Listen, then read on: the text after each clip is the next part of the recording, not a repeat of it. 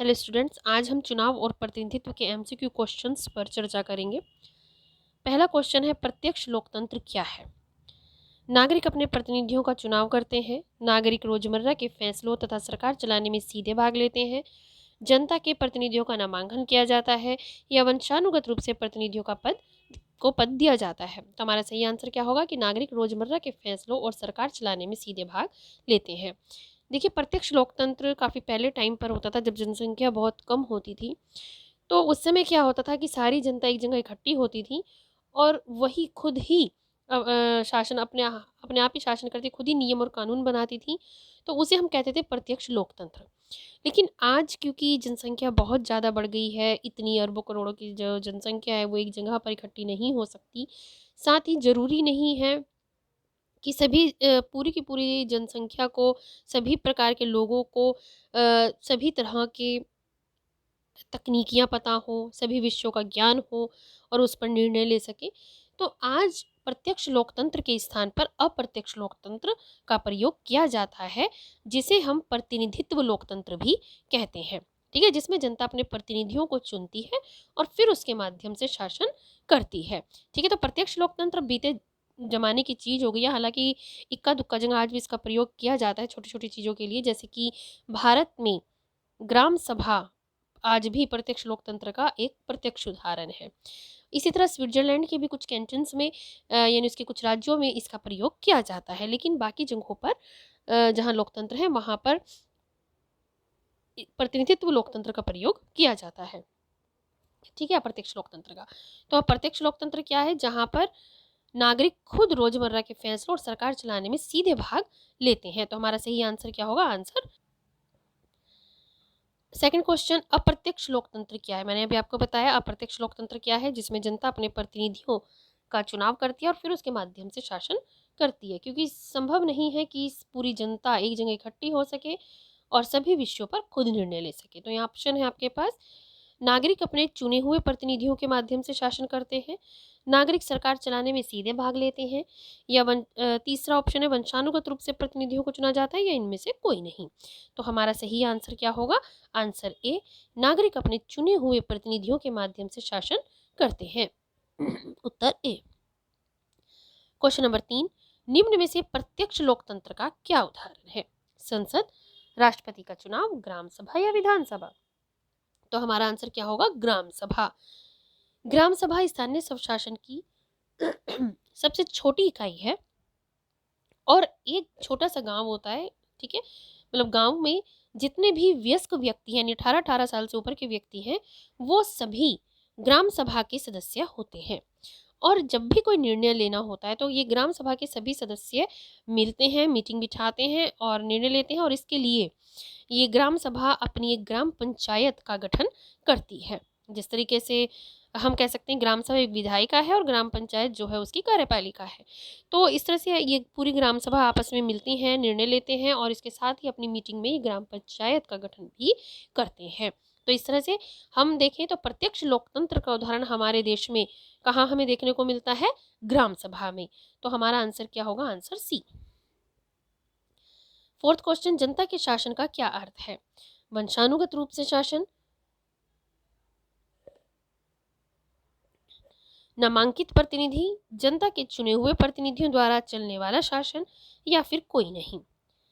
ठीक है, तो जनता के शासन का क्या अर्थ है। जनता का शासन यानी जहां जनता खुद अपने ऊपर शासन करे, जहां जनता का राज चलता हो। तो ये ना तो वंशानुगत हो सकता, वंशानुगत में क्या होता है कि एक राजा है और उसके बाद उसी का लड़का या उसी की लड़की जो है वो अगला प्रतिनिधि बन जाएगा, अगला राष्ट्राध्यक्ष बन जाएगा। नामांकित प्रतिनिधि में क्या होता है कि किसी को किसी अच्छे काम के लिए या जिसे भी राजा रानी या राष्ट्राध्यक्ष पसंद करे उसको नॉमिनेट कर देते हैं कि भाई हाँ ये इस जगह का प्रतिनिधि होगा। तो ये भी जनता ने नहीं चुना। तो क्या सही ऑप्शन होगा हमारे जनता के शासन का, कि जहां जनता अपने चुने हुए प्रतिनिधियों के द्वारा शासन करती है। Option C. सार्वभौमिक वयस्क मताधिकार का क्या अर्थ है। सार्वभौमिक वयस्क मताधिकार कहता है कि सार्वभौमिक यानी सभी को, यानी सभी वयस्क लोगों को वोट डालने का अधिकार बिना किसी भेदभाव के। तो हमारा ऑप्शन क्या होगा, सभी वयस्क नागरिकों को बिना किसी भेदभाव के वोट डालने का अधिकार। एक निश्चित संपत्ति रखने वाले व्यक्तियों को वोट डालने का अधिकार, एक निश्चित शिक्षा की डिग्री प्राप्त व्यक्तियों को वोट डालने का अधिकार, या एक निश्चित धर्म या जाति के व्यक्तियों को वोट डालने का अधिकार। तो हम देखते हैं कि हमारे ये तीनों ऑप्शंस गलत हैं, क्योंकि सार्वभौमिक वयस्क मताधिकार कोई निश्चित संपत्ति, निश्चित शिक्षा या निश्चित धर्म को वोट डालने का अधिकार नहीं मानता, लिंग को वोट डालने का अधिकार नहीं मानता, बल्कि सार्वभौमिक वयस्क मताधिकार सभी वयस्क नागरिकों को वोट डालने का अधिकार देता है बिना किसी भेदभाव के। उसमें कोई जाति, धर्म, लिंग, स्थान का कोई भेदभाव, अमीर गरीब का कोई भेदभाव नहीं किया जाता। ठीक है, तो सार्वभौमिक वयस्क मताधिकार का क्या अर्थ होगा? ऑप्शन ए कि सभी वयस्क नागरिकों को बिना भेदभाव के वोट डालने का अधिकार होता है। क्वेश्चन नंबर 6, मत डालने की वर्तमान में उम्र क्या है हमारे देश में? 16, 17, 18 या 19? तो सभी को पता होगा ये कि हमारे देश में वर्तमान में उम्र, वोट डालने की उम्र क्या है? 18 या 18 से ऊपर। Option C. मत डालने की उम्र में संशोधन कब किया गया? देखिए 1989, याद रखेंगे आप इसे, 1989 में 61वां संशोधन हुआ, संविधान संशोधन। ठीक है, और उसके माध्यम से 1989 में उम्र जो थी वो 21 से घटाकर कितनी कर दी गई? 18 साल। पहले आपको क्वेश्चन इस तरीके से भी आ सकता है कि जो उम्र थी 21 साल, वोट डालने की उम्र 21 साल कब तक रही, कब तक थी, कौन से सन तक थी? तो आंसर क्या आएगा? 1989, क्योंकि 1989 में संशोधन किया गया और उसके बाद जो है वो उम्र कितनी कर दी गई? 18 साल। और ये कौन सा संविधान संशोधन था? 61वां संविधान संशोधन। तो मत डालने की उम्र में संशोधन कब हुआ? 61वें संविधान संशोधन के द्वारा 1989 में, जिसमें वोट डालने की उम्र 21 से घटाकर 18 साल कर दी गई। तो हमारा सही आंसर है आंसर बी। 1984 में चुनाव में कांग्रेस को कितने प्रतिशत सीटें मिली, वोट मिले यानी? 65, 68, 80 या 85? तो हम देखते हैं सी ऑप्शन। 1984 के चुनाव में कांग्रेस को सबसे ज़्यादा, अब तक की सबसे ज़्यादा 80% वोट हासिल हुए थे। कांग्रेस इस समय देखिए, एक तो पहले भी हमारे जो 3 आम चुनाव हुए उसमें भी जितने चुनाव 3 शुरू के आम चुनाव, उसमें कांग्रेस जो है सबसे बड़े राजनीतिक दल के रूप में रही। बाकी की विपक्षी पार्टियां उसके सामने एक बोने की तरह थी, और जैसे कि उनका कोई अस्तित्व ही ना हो। और 1984 में जिस साल श्रीमती इंदिरा गांधी की मृत्यु हुई, तो जब दोबारा चुनाव हुए तो उसमें राजीव गांधी को लोगों ने पूरे बहुमत, पूरा समर्थन के साथ जिताया और कांग्रेस को कुल मिलाकर 80% सीटें मिली थी। तो आंसर सी। निर्वाचन क्षेत्र क्या होता है? वह भौगोलिक इकाई जहां से सभी पंजीकृत मतदाताओं को उस क्षेत्र के लिए वोट डालने का अधिकार होता है। वह भौगोलिक इकाई जहां से एक वर्ग को वोट डालने का अधिकार होता है। वह क्षेत्र जहां से केवल एक निश्चित धर्म के व्यक्ति को वोट डालने का अधिकार होता है, या इनमें से कोई नहीं? देखिए, निर्वाचन क्षेत्र होता है जहां पर सभी व्यक्तियों को, वहां उस क्षेत्र में रहने वाले लोगों को अपने क्षेत्र के लिए वोट डालने का अधिकार हो। तो हमारा ऑप्शन क्या सही होगा? ए। ठीक है, ये बिना किसी भेदभाव के सभी वयस्क नागरिकों को दिया जाता है, क्योंकि सार्वभौमिक वयस्क मताधिकार है।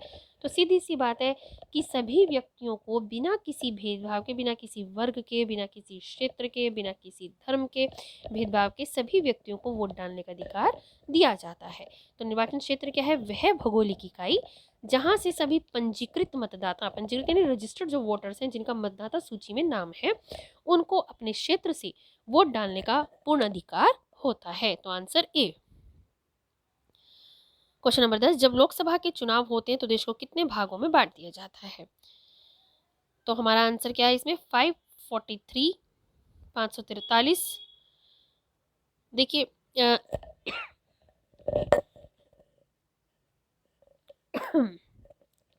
हमारे देश में लोकसभा और विधानसभा और जो स्थानीय स्वशासन है, उनके लिए प्रत्यक्ष रूप से जनता अपने प्रतिनिधियों को चुनती है।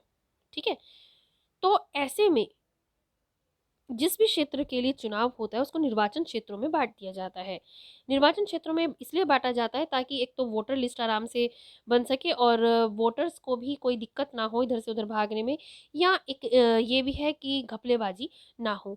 ठीक है, तो निर्वाचन क्षेत्रों में बांट दिया जाता है और एक क्षेत्र में रहने वाले व्यक्ति जो है वो केवल अपने ही क्षेत्र से वोट डाल सकते हैं। तो जब लोकसभा के चुनाव होते हैं तो पूरे देश को उतनी, हमने भी ऊपर पढ़ा था कि उतनी सीटों में बांट दिया जाता है जितनी लोकसभा में सीटें हैं। लोकसभा में 545 सीटें हैं हालांकि, लेकिन उसमें से 2 मेंबर्स को राष्ट्रपति नॉमिनेट करता है जो कि एंग्लो इंडियन समूह के होते हैं। ठीक है, तो उनको राष्ट्रपति नॉमिनेट करता है, तो इनका चुनाव नहीं होता। तो कितने बचे? 543। इन 543 543 कैंडिडेट्स के लिए चुनाव होता है, प्रतिनिधियों के लिए चुनाव होता है जिन्हें जनता चुनती है।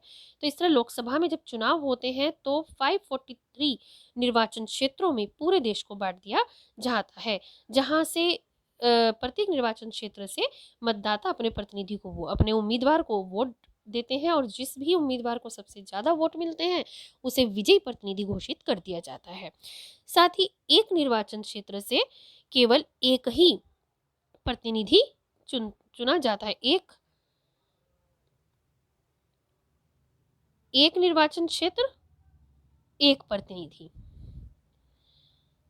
ठीक है, तो क्योंकि 543 निर्वाचन क्षेत्र होते हैं तो 543 प्रतिनिधि हमारे पास चुनकर आ जाते हैं, और इतने ही प्रतिनिधियों की जरूरत हमें लोकसभा में होती है। इसी तरीके से अगर विधानसभा के लिए चुनाव होते हैं तो उस विधानसभा की जितनी सीट होती है, उस पर्टिकुलर राज्य, जिस पर्टिकुलर राज्य में विधानसभा के चुनाव हो रहे हैं, तो उस राज्य में जितनी विधानसभा की सीटें होती हैं सिर्फ उस पर्टिकुलर राज्य को उतने ही भागों में बांट दिया जाता है, निर्वाचन क्षेत्रों में बांट दिया जाता है। इसी तरह से जब स्थानीय स्वशासन के चुनाव होते हैं तो उस पर्टिकुलर स्थानीय स्वशासन यानी गांव को या शहर को उतने ही निर्वाचन क्षेत्रों में बांट दिया जाता है जितने की पंचायतों में या शहरी स्वशासन यानी कि नगर पालिका, नगर परिषद में सीटों की जरूरत होती है। ठीक है, तो हमारा आंसर क्या होगा? Answer B. 11, हमारे देश में आम चुनाव के लिए कौन सी प्रणाली अपनाई गई है? समानुपातिक प्रतिनिधित्व प्रणाली, first past the post system, केवल एक, या दोनों में से कोई नहीं। तो हम देखते हैं कि हमारे देश में आम चुनाव यानी जो लोकसभा और विधानसभा के चुनाव होते हैं तो उसमें हमने कौन सी प्रणाली अपनाई है? First past the post system, जिसको हम सर्वाधिक वोट प्राप्त करने वाले की जीत के नाम से भी जानते हैं। ठीक है, हमने इस प्रणाली को अपनाया है first past the post system को। तो हमारा आंसर क्या होगा? बी। चुनाव प्रणाली हमारे देश में 2 है, मतलब मुख्य तौर पर देखा जाए तो 2 प्रकार की विशेष चुनाव प्रणालियां हैं। एक तो समानुपातिक प्रतिनिधित्व प्रणाली और एक first past the post system यानी सर्वाधिक वोट प्राप्त करने वाले की जीत। समानुपातिक प्रतिनिधित्व प्रणाली में क्या होता है कि जिस भी दल को, पार्टी को जितने अनुपात में जनता ने वोट डाले हैं उसी अनुपात में उसको जो है सीटें दे दी जाती हैं। ये एक टफ प्रणाली होती है। तो हमारे देश में क्योंकि जब हम आज़ाद हुए उसके कई कारण थे। एक तो हमारी जनता बहुत ज़्यादा पढ़ी लिखी नहीं थी उस समय, 80% जनसंख्या जो थी वो अनपढ़ थी, ज़्यादा जागरूक नहीं थे, उनके लिए स्वतंत्रता ही एक माना जाए तो सब कुछ, उन्होंने सब कुछ हासिल कर लिया था। और दूसरी बात यह है कि ब्रिटिश शासनकाल से ही हम first past the post system को अपनाने में माहिर हो चुके थे, उसको समझ चुके थे उस प्रणाली को। तो जब हमारा देश आज़ाद हुआ, इन सभी सिचुएशंस को देखते हुए हमने उस प्रणाली को अपनाया जिसे हमारे देश के मतदाता आसानी से समझ सके और उसको फॉलो कर सके। ठीक है, तो हमने समानुपातिक प्रतिनिधित्व प्रणाली जो कि एक टफ प्रणाली है उसके बजाय हमने first past the post system यानी सर्वाधिक वोट प्राप्त करने वाले की जीत प्रणाली को अपनाया, जिसके तहत जिसको भी ज़्यादा वोट मिलते हैं उसको विजयी घोषित कर दिया जाता है। तो आंसर बी।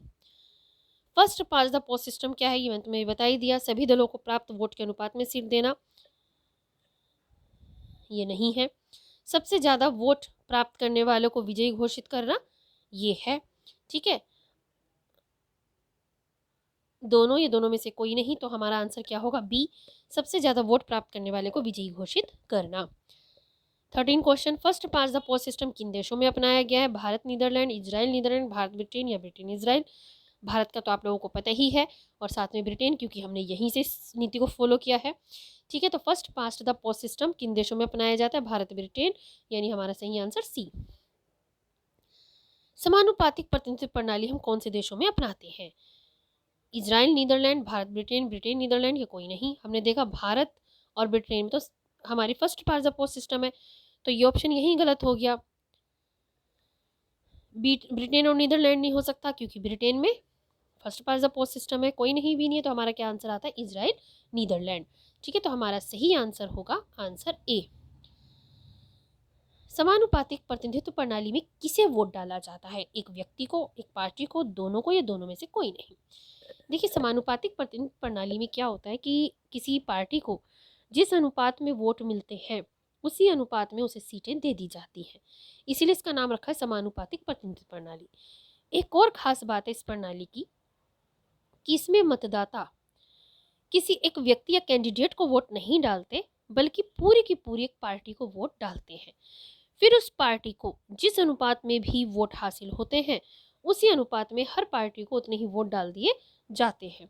ठीक है, उतने ही मतलब जितनी वोट मिलते हैं उतने ही उसको उसी अनुपात में, उसी रेशियो में सीट विधानसभा या लोकसभा यानी उनकी विधायिका में दे दी जाती है। यहाँ एक व्यक्ति को, उम्मीदवार को वोट नहीं डाला जाता, जनता को नहीं पता होता कि उसका प्रतिनिधि कौन है, कौन बनेगा, जैसा कि first past the post system में होता है। ठीक है, तो यहाँ पर समानुपातिक प्रतिनिधित्व प्रणाली में किसे वोट डाला जाता है, एक पार्टी को, जबकि first past the post system में एक व्यक्ति यानी एक उम्मीदवार को वोट डाला जाता है। तो यहाँ हमारा आंसर क्या होगा, बी, एक पार्टी को। भारत में राष्ट्रपति का चुनाव किस प्रणाली के द्वारा हुआ, first past the post system, नहीं, एक ही पद है और हमने इस प्रणाली को इसके लिए नहीं अपनाया। नामांकन, नहीं। प्रत्यक्ष चुनाव नहीं होता, इसके लिए होता एकल संक्रमणीय मत प्रणाली। देखिए, राष्ट्रपति के चुनाव है, उपराष्ट्रपति का चुनाव है, राज्यसभा के सदस्यों का चुनाव और विधान परिषद के सदस्यों के चुनाव के लिए हमने अप्रत्यक्ष चुनाव प्रणाली को अपनाया है। लोकसभा और विधानसभा के चुनाव के लिए हमने प्रत्यक्ष चुनाव को अपनाया, जिसमें जनता सीधे चुनाव देती है और उसके प्रतिनिधि चुन लिए जाते हैं। लेकिन इसके साथ साथ हमने कुछ चुनावों के लिए अप्रत्यक्ष चुनाव प्रणाली को भी अपनाया है, यानी जहां जनता सीधे चुनाव में भाग नहीं लेती, बल्कि जनता के चुने हुए प्रतिनिधि दूसरे प्रतिनिधियों को चुनते हैं। ठीक है, तो हमने राष्ट्रपति, उपराष्ट्रपति, विधान परिषद और राज्यसभा के लिए अप्रत्यक्ष चुनाव प्रणाली को अपनाया और इसके अंतर्गत हम एकल संक्रमणीय मत प्रणाली को अपनाते हैं। तो राष्ट्रपति का चुनाव किस प्रणाली के द्वारा होता है, समानुपातिक प्रतिनिधित्व प्रणाली की एकल संक्रमणीय मत प्रणाली। ये प्रणाली समानुपातिक प्रतिनिधित्व प्रणाली का ही एक भाग है। तो हमारा सही आंसर है डी। चुनाव आयोग का वर्णन किस अनुच्छेद के अंतर्गत हुआ है। देखिए, चुनाव आयोग क्या है, एक आयोग है, एक संवैधानिक आयोग है। संवैधानिक आयोग याद रखना, चुनाव आयोग एक, हम कहते हैं इसे संवैधानिक आयोग। चुनाव आयोग क्या है, एक संवैधानिक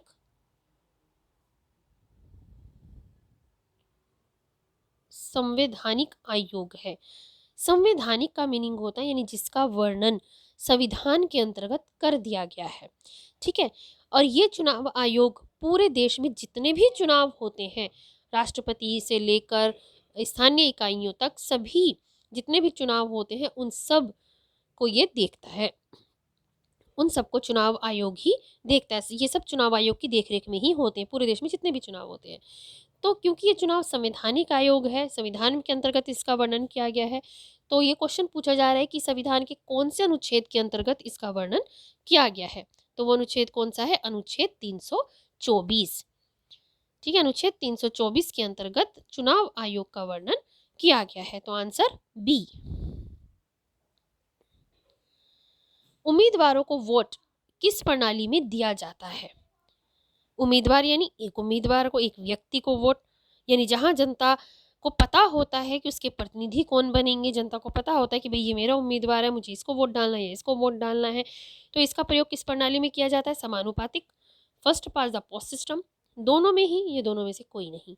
सीधी सी बात है, मैंने अभी आपको ऊपर भी बताया कि समानुपातिक प्रतिनिधित्व प्रणाली में एक व्यक्ति को या उम्मीदवार को वोट नहीं डालते, बल्कि एक पार्टी को वोट डाला जाता है, जबकि first past the post system में एक व्यक्ति यानी एक उम्मीदवार को वोट डाला जाता है। तो हमारा आंसर क्या होगा, first past the post system, यानी आंसर बी। राज्यसभा के सदस्यों का चुनाव कौन करता है। राष्ट्रपति, जनता, प्रधानमंत्री या राज्य की विधानसभाओं के द्वारा। मैंने अभी आपको ऊपर बताया था कि राज्यसभा के सदस्यों के चुनाव के लिए हमने अप्रत्यक्ष प्रणाली को अपनाया है, अप्रत्यक्ष चुनाव प्रणाली को अपनाया है। यानी यहाँ जनता सीधे अपने प्रतिनिधियों का चुनाव नहीं करती, बल्कि जनता के चुने हुए लोग, जनता के चुने हुए प्रतिनिधि ही अपने अगले प्रतिनिधियों का चुनाव करते हैं। तो सीधी सी बात है कि राज्यसभा के चुनाव के लिए कौन चुनाव करता है? राज्य की विधानसभाओं के सदस्य। राज्य की विधानसभाओं के सदस्य ही राज्यसभा के लिए सदस्य चुनते हैं। और विधानसभाओं के सदस्य कौन चुनते हैं? जनता। विधानसभा के सदस्यों को सीधे जनता के द्वारा चुना जाता है और यही चुने हुए विधानसभा के सदस्य अपने राज्य से राज्यसभा के सदस्यों को चुनते हैं। ठीक है, तो हमारा आंसर क्या होगा? आंसर डी, उत्तर डी। अगला क्वेश्चन, भारत में बहुदलीय गठबंधन वाली सरकारों का चलन कब से शुरू हुआ? 1990, 1979, 1989 या 1991? सबसे पहले आपको पता होना चाहिए कि बहुदलीय गठबंधन का क्या मीनिंग होता है। देखिए, चुनाव होते हैं, हमारे देश में कौन सी प्रणाली अपनाई गई है? सर्वाधिक वोट प्राप्त करने वाले की जीत, यानी first past the post system, जिसका क्या रूल है कि जिसको भी सबसे ज़्यादा वोट हासिल होंगे उसे ही सरकार बनाने का न्योता दे दिया जाता है, यानी वो सत्ता पक्ष बन जाता है और बाकी की पार्टियां विपक्षी पक्ष में आती हैं, विपक्षी पार्टी में आती हैं। लेकिन कई बार ऐसा भी होता है कि किसी भी पार्टी को बहुमत हासिल नहीं होता, किसी भी पार्टी को उतने वोट नहीं मिलते जिससे कि वो सरकार बना सके। तो ऐसी सिचुएशन में क्या किया जाए? क्या दोबारा से चुनाव कराए जाए? हो भी सकता है, लेकिन क्योंकि एक चुनाव में काफ़ी खर्चा आता है तो इसके लिए एक ऑप्शन ढूंढा जाता है कि भाई अगर दो या दो से ज़्यादा पार्टी आपस में मिल जाएं और बहुमत सिद्ध कर दें तो वो अपनी सरकार बना सकती हैं, और उसी को हम कहते हैं बहुदलीय गठबंधन वाली सरकार। तो बहुदलीय गठबंधन वाली सरकार क्या होती है कि जब किसी भी पार्टी को बहुमत हासिल नहीं होता, किसी एक पार्टी को बहुमत हासिल नहीं होता, तो दो या दो से ज़्यादा पार्टियां आपस में मिल जाती हैं और मिलकर सरकार बनाती हैं। उसी को हम कहते हैं बहुदलीय गठबंधन वाली सरकार। और हमारे देश में इसका चलन कब से शुरू हुआ? 1989 से। ठीक है, तो हमारा सही आंसर क्या होगा? Answer C, 1989।